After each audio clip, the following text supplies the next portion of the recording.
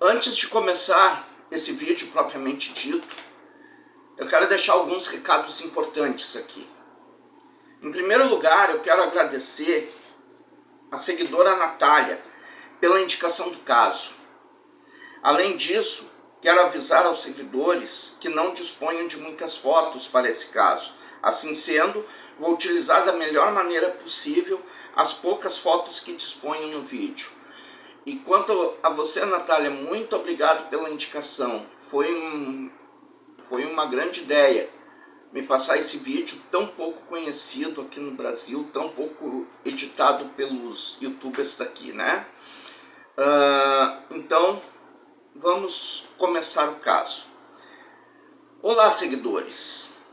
Entrem no meu barco e vamos atracar na cidade de Tulsa, Oklahoma, nos Estados Unidos, pois a nossa história de hoje aconteceu por lá, onde uma jovem de 16 anos contou ao seu namorado que estava grávida e 2 dias depois desapareceu misteriosamente, reaparecendo sem vida cerca de uma semana depois.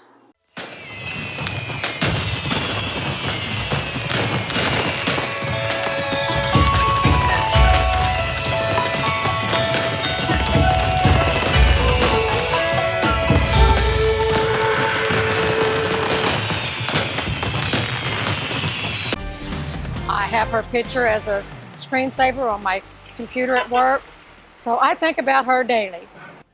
Nearly 20 years has passed since the death of Dina Dean, and tonight her family has renewed hope. A Tulsa County Cold Task Force made up of retired law enforcement is now looking into this case. 2 Works for You reporter Micah Hatfield joins us live with why investigators think they're close to solving it. Micah. Good evening, Brian, Shara.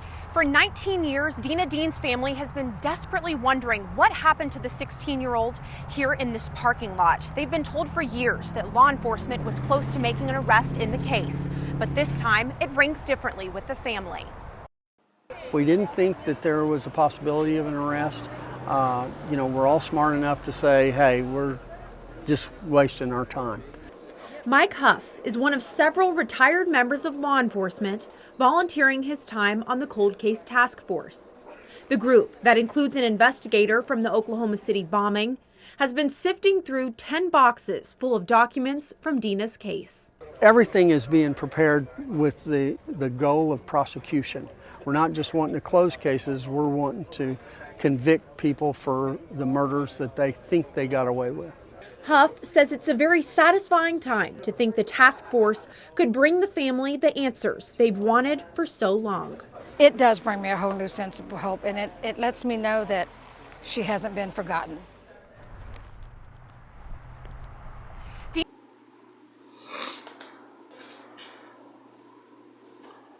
Uma equipe especial de investigadores com centenas de milhares de horas de trabalho decidiram capturar um assassino que assombrou Oklahoma por anos. O crime ocorreu em Tulsa, uma cidade com mais de 400 mil habitantes, pertencente ao estado de Oklahoma, onde uma família há muito tempo espera poder finalmente obter a justiça que merece. Dina Dean era uma estudante de honra e membro da banda marcial da Webster High School, em Tulsa, Oklahoma, com o sonho de se tornar uma advogada. Mas quando Dina completou 16 anos, ela se tornou fã de automobilismo, o que a fez se aproximar ainda mais dos meninos. Os pais de Dina pensaram que ela estava apenas namorando garotos da sua idade. Larry e Diana não sabiam que sua filha estava secretamente saindo com um cara diferente daqueles garotos que eles imaginavam. Segundo Carey Goldman, sua melhor amiga, desde a primeira série, os pais de Dina não aprovariam o namoro dela com algum rapaz que fosse um pouco mais velho para ela, ou algum tipo de garoto que eles não gostariam de ver perto de sua filha. E Dina conheceu um garoto nessas condições. O nome desse garoto é Michael Converse. Jovem de 18 anos, trabalhava como verificador na mercearia Marvins. Dirigia uma caminhonete vermelha. Gravem essa informação que é muito importante para o caso, certo, seguidores? E era filho do ministro local Robert Converse, que pregava em sua sala de estar. Era o reverendo da cidade. O pai desse garoto, o Robert Converse, era o reverendo da cidade. Carey diz que Michael não tinha a reputação de ser um Casanova adolescente. Casanova, pelo que eu entendi aqui, é tipo um playboy, tá? Pelo que eu entendi nos textos. Mas vamos em frente. E o boato na cidade era que ele frequentava uma área arborizada de sua casa chamada Lover's Lane. Prestem atenção nisso que eu acabei de falar agora, nessa área arborizada que fica perto da casa dele, chamada Lover's Lane. Também é uma informação importante.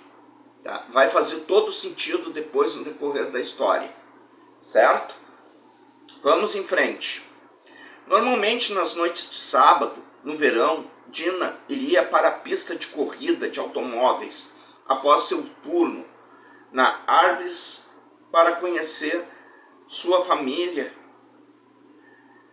Mas em 6 de junho de 1998, Dina teve uma mudança de planos de última hora.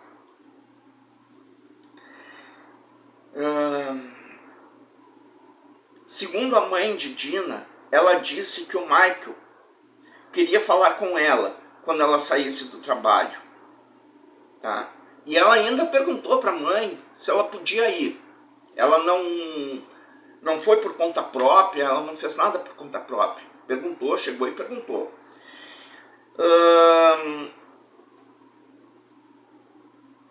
Alegou que entre 10h30 e 11 horas da noite já estaria de volta em casa, né? E essa foi a última comunicação que os pais tiveram com ela. Né? Eles ainda concordaram que ela fosse, mas que ficasse no estacionamento, né, num local mais público para conversar com o rapaz que eles não conheciam, eles não sabiam nada desse rapaz. E ela concordou. Tá? Por volta das 11 horas da noite, as bandeiras vermelhas começaram a soar. Por quê? Porque a Dina ainda não tinha voltado para casa.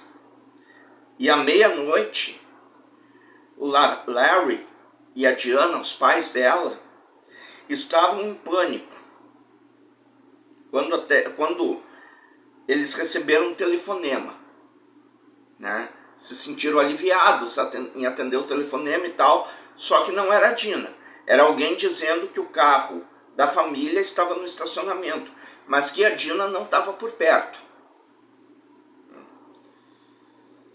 Assim sendo, o Larry segue para o shopping em busca de respostas da sua filha, né?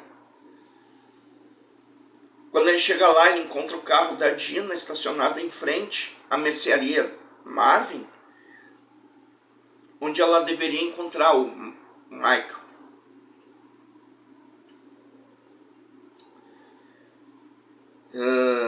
Ele foi até uma loja que... Ele encontrou alguns recibos de loja dentro do carro, tá?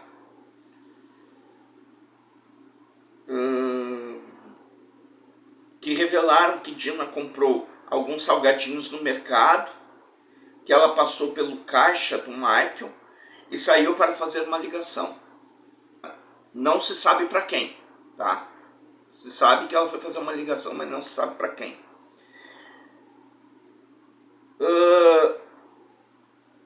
Só que olhando melhor dentro do carro, tá, gente? O Larry descobriu que algo que deixou ele mais apavorado do que ele já estava em relação a Dina, certo?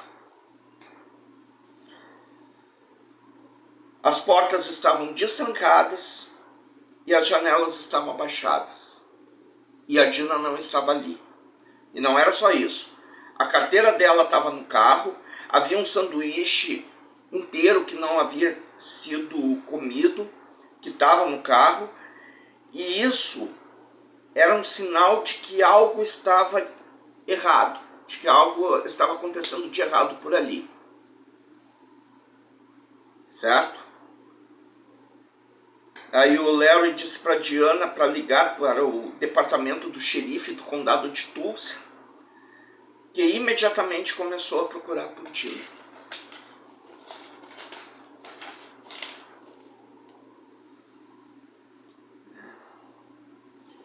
Haviam boatos na cidade de que Dina havia fugido, mas Larry e Diana em nenhum momento acreditaram nessa hipótese. Chegando ao ponto de verificar as lixeiras existentes em torno do shopping para averiguar se Dina não estava dentro de uma delas. Quer dizer, o desespero dos pais era tanto que eles foram procurar a filha dentro das lixeiras. Essa que é a verdade. Tá? Daí surgiu uma testemunha no estacionamento que disse aos policiais que viu uma garota que se encaixava na descrição da Dina brigando com alguém em uma caminhonete vermelha. Lembram que o Michael tinha uma caminhonete vermelha, que eu citei no início do vídeo? Olha como as coisas estão se encaixando aqui. Mas ainda tem alguns detalhes que tiraram ele da cena do crime, que vocês vão ver depois.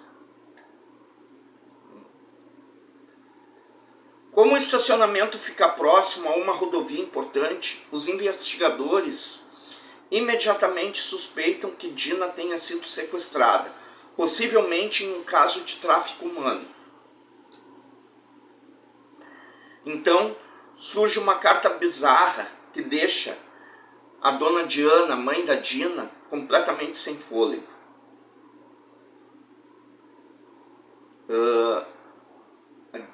A Diana fica sabendo nesse momento que 2 dias antes a Dina havia dito ao Michael que estava grávida dele. Isso na quinta-feira, tá? E ela desapareceu no sábado.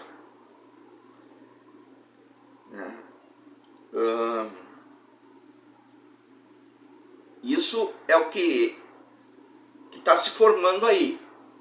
Tá? Isso é o que está se formando aí. O que a polícia deve ter pensado nesse momento? E os pais da Dina também. Que ela foi morta pelo namorado por causa que ela contou para ele sobre a sua gravidez. Os pais nem sabiam que ela estava grávida na realidade. Certo? Logo depois, a Dina diz a alguns amigos que Michael quer se encontrar depois do trabalho para discutir o futuro deles. Testemunhas oculares dizem que viram alguém que se parecia com Dina no estacionamento tendo uma conversa calorada com 2 homens em uma caminhonete vermelha. Caminhonete vermelha já citada.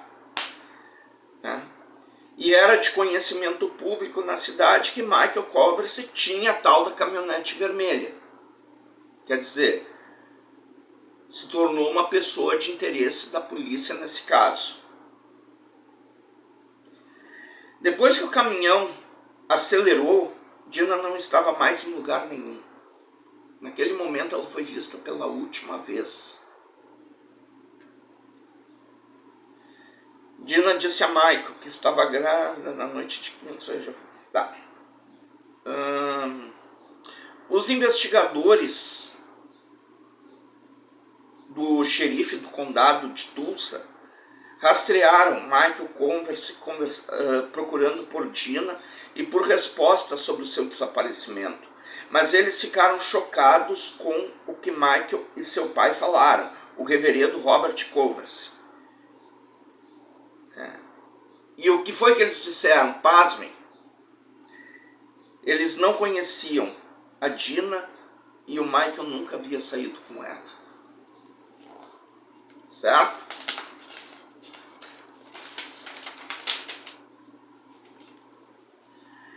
Na verdade, Michael Converse disse aos investigadores que estava jogando boliche no momento em que Dina desapareceu. E os policiais confirmaram seu álibi.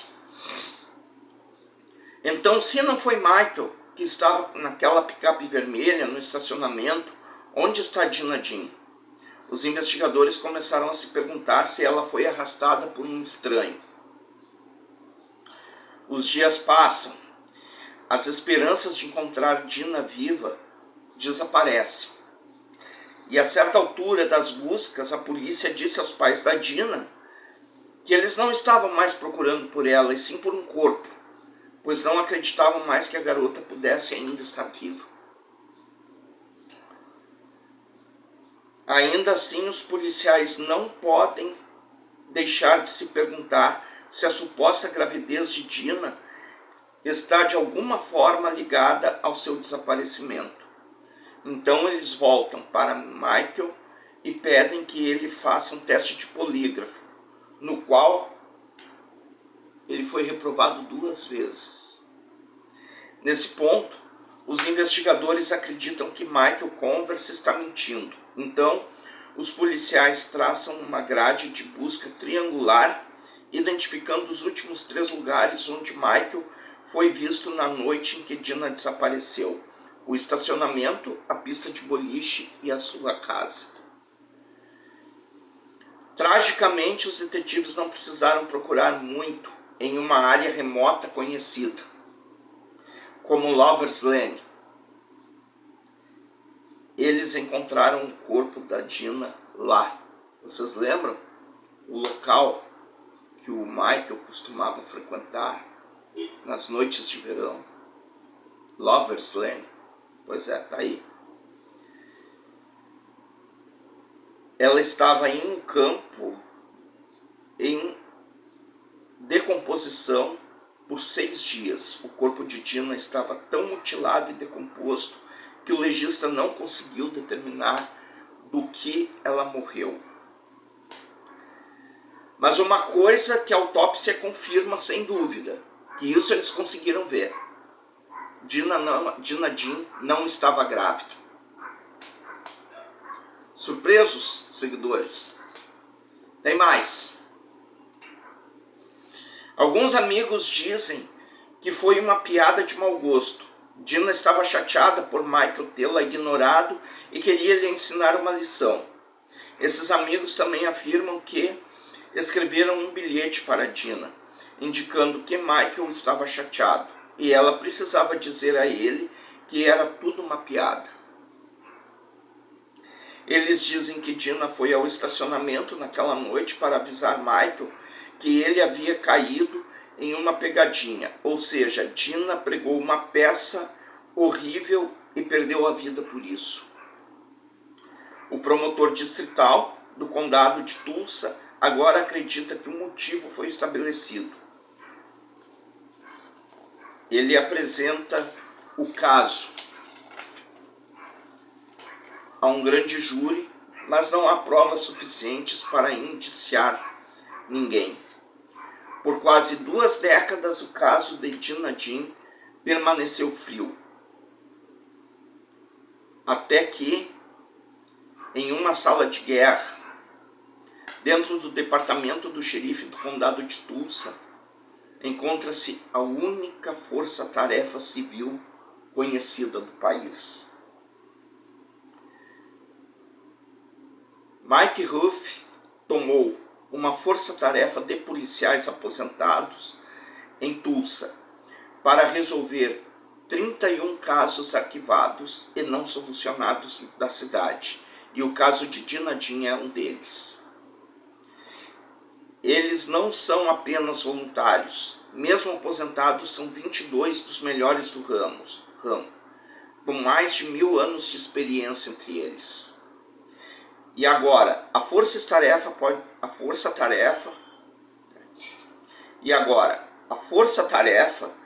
pode estar prestes a dar à família de Dina Dean as respostas que eles tanto esperam pacientemente por mais de 2 décadas. 60 novas testemunhas pintam um quadro muito vívido do que aconteceu na noite em que Dina desapareceu. Vamos ver como ela morreu. Obviamente, ela saiu do Arby's, que era o local onde ela trabalhava, e foi até a mercearia Marvin's e esperou que Michelle saísse do trabalho. Quando Michael Covers saiu por volta das 10 horas daquela noite, os investigadores, agora podendo confirmar com exatidão, afirmam que outra pessoa apareceu no supermercado antes de Dina. Quem? O reverendo Robert Converse. Prestem atenção agora como as coisas vão se formando a partir daqui, dessa linha de investigação. É muito importante isso. Robert aparece por volta das 9 horas e 40 minutos, 20 minutos antes da Dina aparecer. Por que o pai de Michael apareceu por lá? Prestem atenção. Robert apareceu na loja querendo o cartão ponto do filho daquela noite, marcando o seu horário de trabalho. Ele também queria a garrafa de refrigerante, se estivesse disponível, em uma lata de lixo onde o seu filho dirigia uma fila de caixa. Aquele cartão ponto mostrava o momento exato em que ele saiu do trabalho. A garrafa é o DNA prontamente disponível. E o que Robert queria, certamente, é afastar qualquer prova científica ou cronológica que pudesse ligar Michael ao caso. Inicialmente, o filho e o pai eram pessoas de interesse. Michael Converse disse que não conheceu Dina Dean depois que saiu do trabalho e Robert Converse disse que não teve nenhuma interação com Dina Dean na noite em que ela desapareceu. Eles apenas mentiram sobre toda a circunstância, sobre vê-la e sobre um relacionamento que, assim sendo, é bem possível que um deles seja o assassino, pois a resposta pode estar no relatório da autópsia. Houve um ferimento no rosto de Dina Dean que os investigadores acreditam que poderia resolver um mistério. Ela tinha uma mandíbula quebrada.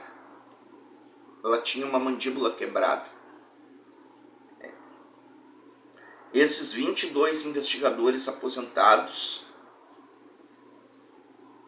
e altamente qualificados perseguem o assassino de Dina Dean. E agora eles estão dizendo que existem evidências e testemunhas oculares para provar que o namorado de Dina, Michael Converse, com quem ela foi se encontrar na noite em que desapareceu, pode estar envolvido. A força-tarefa afirma que ele pediu a Dina para encontrá-lo em um estacionamento, uma vez que ela disse que estava carregando seu bebê na barriga. Mas os 22 investigadores dizem que quando Dina chegou para dizer a Michael que não estava realmente grávida, ele não estava sozinho.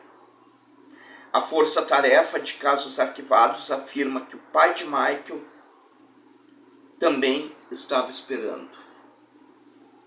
Michael e seu pai foram nomeados como pessoa de interesse, mas ambos afirmaram repetidamente que são inocentes nos últimos 20 anos. Suas impressões digitais não foram encontradas na cena do crime, mas a força-tarefa afirma que há uma nova maneira de olhar para as evidências antigas, e agora eles acreditam que uma nova tecnologia pode ajudar a encontrar o assassino de Dina. Os investigadores aposentados reexaminam as evidências antigas e uma das novas ferramentas é chamada de DNA familiar. É quando eles testam novamente o DNA no local. Eles acertam. Não é Michael Converse ou seu pai, mas é um membro da família Converse que matou Dina. Segundo os investigadores, agora eles acreditam que o irmão do pai do Michael, do Robert, foi quem cometeu o crime. Steven Converse está de alguma forma envolvido, no mínimo, tá? Ou ele cometeu o crime diretamente ou ele está de alguma forma envolvido nesse crime. Ele nunca foi acusado de nada, nunca foi relacionado à morte de Dina, mas os policiais cumpriram um mandato de busca para obter uma amostra do DNA de Steven. Quando eles apareceram para coletar a amostra,